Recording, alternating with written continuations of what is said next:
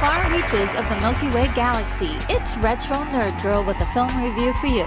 Today I'll be reviewing the movie Don't Look Up, released in 2021.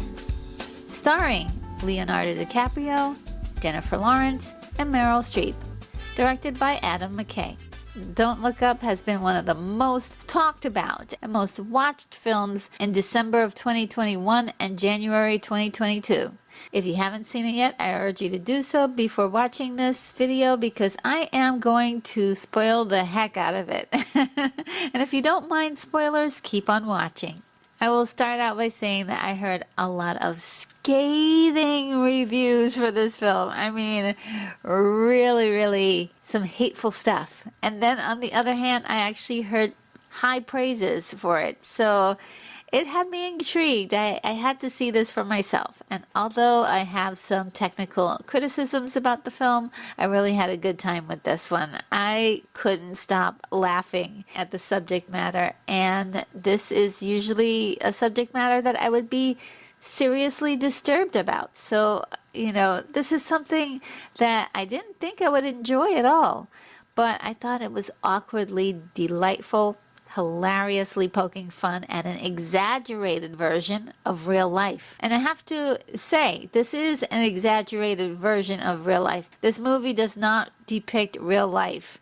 It's exaggerating it. Jennifer Lawrence plays Kate Diabasky, an astronomy PhD candidate who discovers a comet at Michigan State University.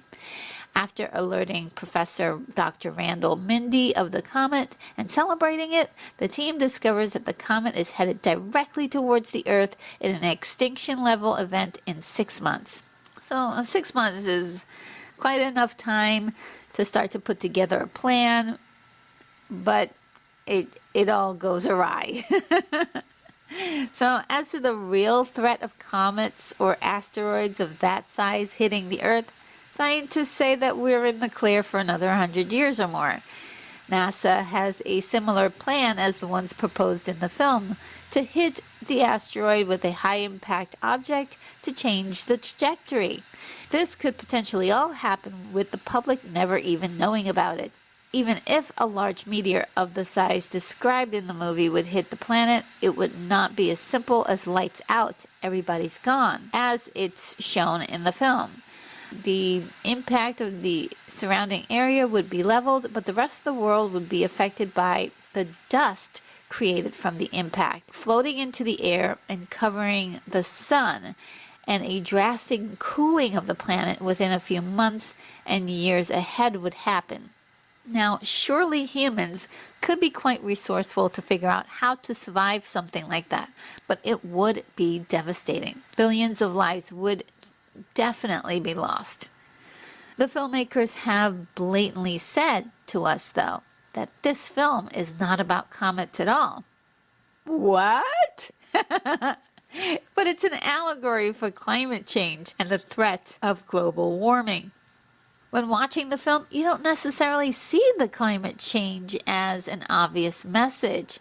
However, you do know that the film is trying to tell you something about the state of affairs in our world, and particularly America. The film accidentally does represent an excellent allegory for the pandemic, which we're still going through the effects of. The funny thing is that the film was actually conceived before the pandemic and filmed during it. So I do feel as if some of it was influenced by the events that occurred during that time. The allegory is more fluid than climate change and can be used to represent a number of issues. Many movies have done this type of social commentary, like Dr. Strangelove, dealing with nuclear arms, and Idiocracy, dealing with the fear of society's dwindling intelligence in a proposed future world. As I mentioned in my review of Idiocracy, the more and more we notice idiocracy in our world, the less funny it is, and the movie did have mixed reviews when it was released, just like this one does. Perhaps in 10 years we'll identify with Don't Look Up even more, but I kind of hope we don't. I hope we do make stronger attempts to preserve our planet. According to real-world scientists, we have about 10 years to try to undo some of the damage of climate change before it becomes irreversible. Whether you believe that there's a threat or not, it's your own choice. Planting more trees than we cut, going paperless, solar energy, electric cars, recycling, reducing carbon footprints, and reducing emissions are a few things that we're trying to do right now. And it's not enough because the solar ice caps are melting into the ocean and we're facing more hurricanes and tornadoes and extreme weather than we've ever had. Perhaps with the cooperation of scientists, engineers, and funding, we can use different methods to combat this issue. The thing that I'm really happy about is that the film is getting us to have a conversation about the subject, even for those who hate Don't Look Up. We are talking about it, so bravo to the filmmakers for that. For me, this is always a joy to see a movie that gives us something to talk about, even if it's a little controversial. Along with the satirical jokes and obvious funny gags, the film gives you a fistful of drama, which is an odd mix here. This is what sets it apart from a lot of other similar films. It's poking fun at our world, but is it? Some of this stuff is actually hitting close to home, and this is what puts a big smile on my face. It's a different kind of narrative. Now wait a minute. Now that I think of it, Idiocracy had a small climate change message in it too. Other movies with climate change in its messaging are Wall-E, released in 2008, Waterworld in 1995, Soylent Green in 1973, Snowpiercer in 2013, The Lorax, released in 2012, and Zero Population Growth in 1972. I'm sure there are more, but those are the ones I could just think off right off the bat. And I love seeing those movies because they propose a future that maybe we're working towards or maybe we're not. It's very interesting. We have the opportunity to change that kind of an outcome. Another interesting factor of the film is that it has a stunning, star-studded cast of 5 Oscar winners. Leonardo DiCaprio, Jennifer Lawrence, Cate Blanchett, Meryl Streep, and Mark Rylance, and 2 Oscar nominees, Timothée Chalamet and Jonah Hill. They all do an amazing job with the script that Adam McKay, the director, wrote from David Sirota's story. To me, there was something very charming about all of the dialogue and the way everything is put together. I say to me because there were a lot of people who hated it, and it's not for everyone. Let's just put that on the table. Some of the clunky dialogue and zoom-ins and responses were done simplistically and added to the awkwardness I find hilariously occurs in real life. Sometimes you're talking to somebody and it just gets awkwardly quiet and you don't know what to do and you're fidgeting and you're sweating. It happens sometimes. And this movie's full of those awkward moments. There were quite a few shots that were not in focus and also not in frame. And I love that chaotic feeling of those cinematic choices. I really do. Part of loving the art of filmmaking for me is the visual part, the visual choices that storytellers decide to use. And it is the additional stimuli that makes it a full-rounded experience for me.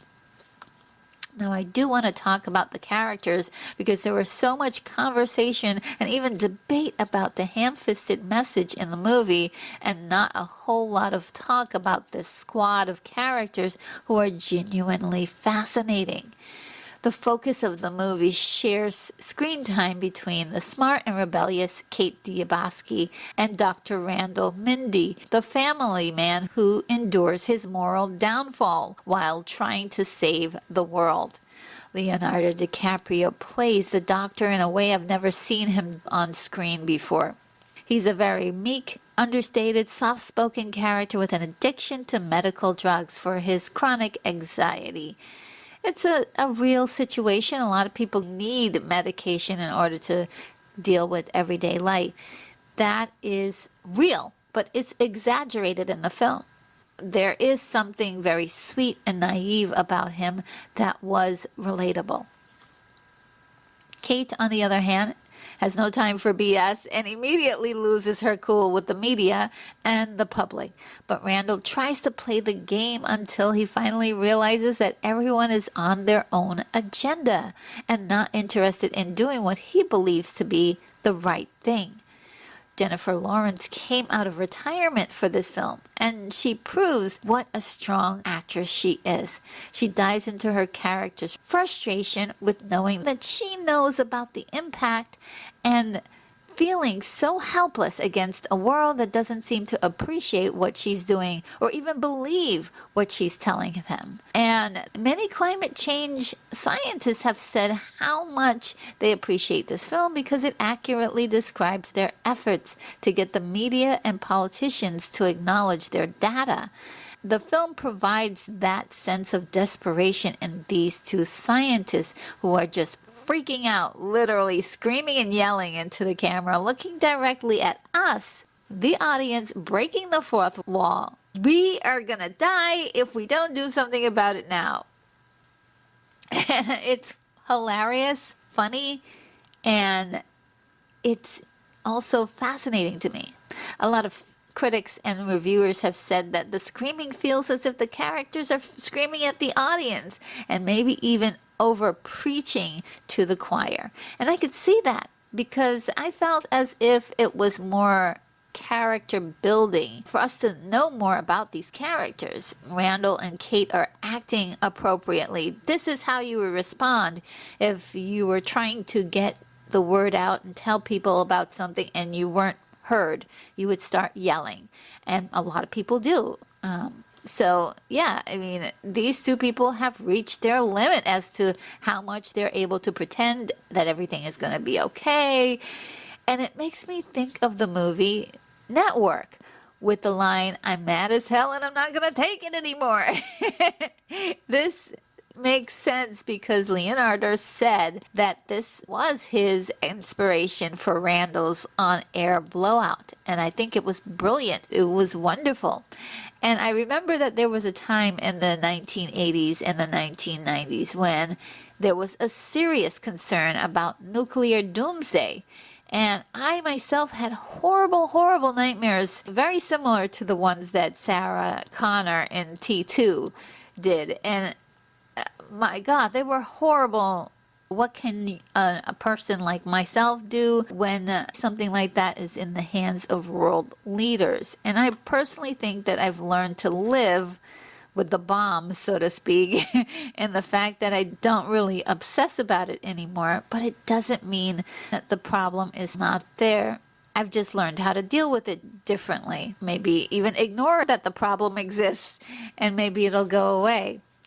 Another aspect of the frustration for Randall and Kate is most importantly being misunderstood or not being understood, because all of the math and the scientific jargon that they need to explain is so dense that it is not perceivable by people. They don't understand it. Everything has to be broken down into its simplest form in order to explain to people. So I loved all that detail. I loved the tension that the characters continue to have throughout the film as a result, and it really worked for me. I really enjoyed it. Actually, have seen this movie multiple times already. It just laughing myself through the entire thing. There's also a brief note about how scientists don't always agree, and us normies have to determine on our own who's telling the truth, or rather, who's got the science more right than the others. And you can't just always believe everything that you're told. This movie talks about that. And just briefly, who is honest and who isn't. That is a very intricate subject, and how can you tell? It's a tough place to be as a scientist, and it's a very tough tough thing to be as a layman who's trying to figure it out. And it's like the news too. How can you tell the difference between fake news and real news? We're just at the mercy of using our own intelligence and trying to figure out what we can based on our own experiences. And everyone has their own experiences. And that's what I love about this movie. It's bringing up a lot of conversations. Let's see how deep the rabbit hole gets, should be the title of this movie. Now, each person really, at the end of the day, has to make their own decisions. There's no correct answers until after the fact, and it's too late to be right or wrong. Tyler Perry and Cate Blanchett played two morning newscasters, Jack Bremer and Brie Evanti. They are so delightfully exaggerated and over the top, hilariously playing into the emphasis on looking perfect and keeping things happy for their audience. At one point, Jack asks if the comet can hit his ex-wife's home as a joke, but there's a sense that he wasn't joking. So it makes you wonder how twisted these people are, constantly presenting this toxic fake positivity and misleading their viewers at the same time. It just was incredibly deep to me. Kate stole the movie for me, playing the role of Brie Evanti, the superficial lady morning show host that is smitten with the handsome astronomer, as she calls him, who is married, by the way. Her news anchor American accent just cracks me up. It was brilliant. Brie has a happy-go-lucky image on TV, but in person she's actually unscrupulous, selfish, and an elitist. Her character could have her own movie, and I would totally watch the heck out of it.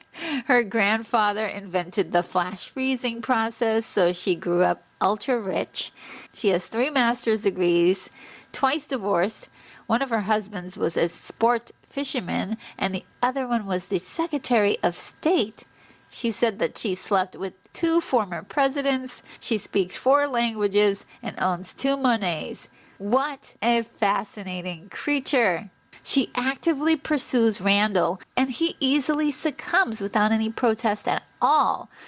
You know, at first you could just blame her for being the unscrupulous one, but it takes 2 to tango. Both of them are culpable here. There's a part in the film when Randall says that he thought that he was falling in love with her, but actually he was falling in love with all of the attention she was giving him. And boy, there's a lot of great chemistry between them.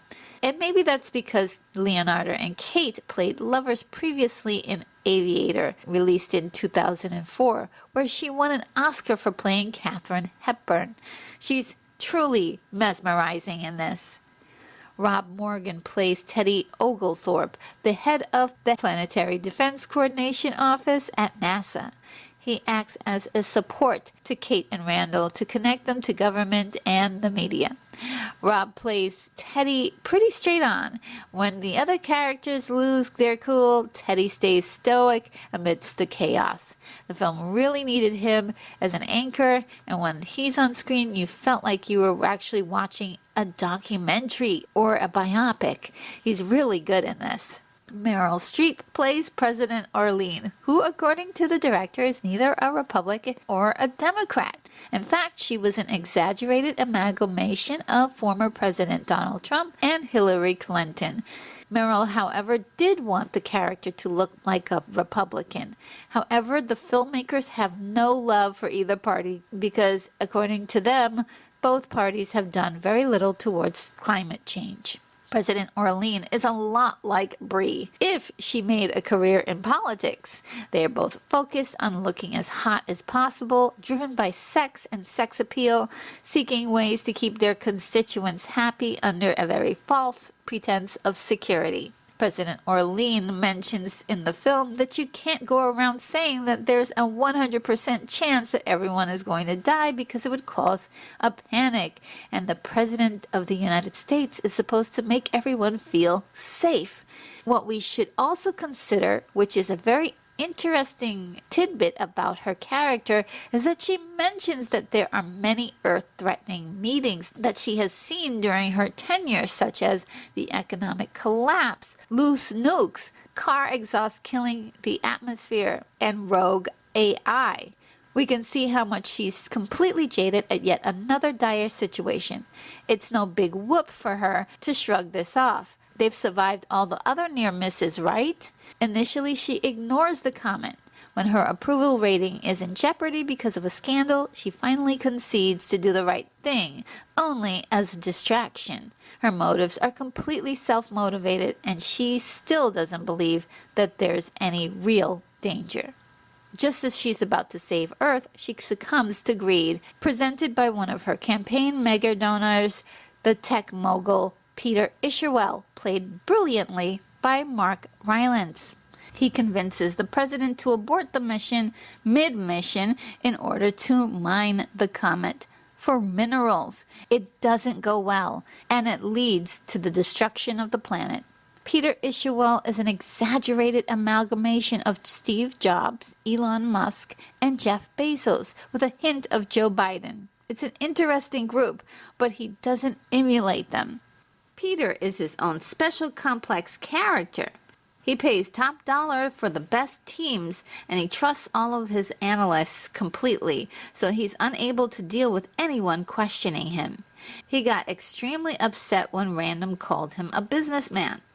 He is after something more noble, like being the savior of mankind to advance civilization to the next level of evolution.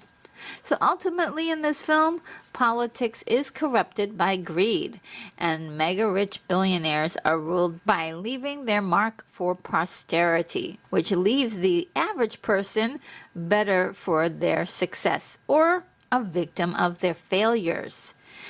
At one point in the story, the comet becomes visible, and there's a campaign for people to just look up and see that the comet is real. Then Orlean puts together rallies to tell people don't look up, thus giving us the title of the film. Don't Look Up has been interpreted as a way to claim that the movie thinks that some people are so dumb that they will do as they are told. On the other hand, it can also be interpreted that people didn't want to look up because they didn't want to be afraid of what is to come. This is all a matter of opinion, which I respect on each end of the spectrum. Some people have even compared this to mask up or don't mask up, or get vaccinated or don't get vaccinated. Each side has their own point of view on the matter, and it makes perfect sense to them based on the life that they've experienced. Jonah Hill plays Jason Orlean, who is the president's son, who she is given the position of chief of staff, who carries nuclear codes in a Birkin bag. Jonah, whose lines were mostly improvised, said that he modeled the character around the question, what if Fire Island was a person? Oh my goodness. Jason is a cringy and an exaggerated example of a horrible human being that has no business in public office. Sadly, I have met some people just like Jason. Oh yes, people like him are real, but most reviewers and critics hate him. And to be honest, he is actually supposed to be hated. He's not supposed to be a good guy. You're not supposed to like his character at all. So I think it was a job well done. I laughed a lot when he was on screen, and not just the jokes, but at him. I mean, he's ridiculous, and I enjoyed the spectacle of his absurdity. And truthfully, I've found with a lot of people like this, being rude and absurd is a cry for attention that is a bottomless pit. So Jonah Hill, he played that part so very well. Timothée Chalamet plays a skater kid by the name of Yule, who becomes a love interest of Kate just in time for the end of the world. He's not in the film for very long, but he does well with his moments, delivering last words to soothe everyone in a scene that could be described as the Last Supper. There was a lot of pushback to this movie because some of the criticisms about the film were specifically geared towards the filmmakers. The fact that they are part of the privileged, rich elite, and they have no right to talk down to us about what we should be doing. The film is absolutely self-aware about this because President Orlean does mention in her speech against the Look Up campaign. She says they want to put their nose up at us so they can look down on us.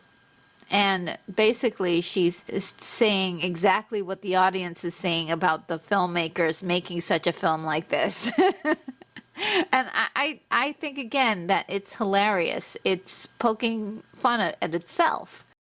At the end of the day, celebrities, actors, they are humans. Just like all of us, we all live in this planet together, so they are allowed to feel a certain way about something and speak about it. They also have the ability to put their money where their mouth is, whereas most people are trying to keep food on the table. It's a big difference. The film does well to insert celebrities into the film and satires them too. Like Ariana Grande plays Riley Bina, a vapid pop star that the public is more interested in than the actual news of the deadly comet. Even our straight-laced character Teddy is a fan and follows her closely. It's a little reprieve from the impending doom or the harsh realities of everyday life. She makes several social media posts to stay relevant, actually talking about the comet. In order to get the attention of other leaders of the world to perform their own comet-deflecting missions, Randall and Kate get Riley Bina and her fiance DJ Cello to perform in a Look Up concert event. This is much the same as the star-studded cast appearing in this movie for this cause. Celebrities have a way of capturing an audience that might possibly listen to their message. It's very meta. Adding more shenanigans to the situation, the song itself that they perform, in my opinion, is completely bananas. Ariana improvised a lot of the lyrics for the song, and I just roll in stitches every single time I hear it. It is so silly and crazy. And the dress that she's wearing is like completely over the top in presentation, and also very, very cringy and wrong. That this is happening while a comet is headed towards Earth to destroy it. I mean, it's incredibly hilarious. And maybe I have a weird sense of humor, but it is so funny to me. The idea of holding a concert as a comet threatens all life on Earth is unfathomable, and it is definitely there to make the audience feel like screaming at the characters on screen, a lot like Kate and Randall had done earlier in the film. Kate has a running joke in the film. The general that takes them to see the president brings them snacks and charges them for it.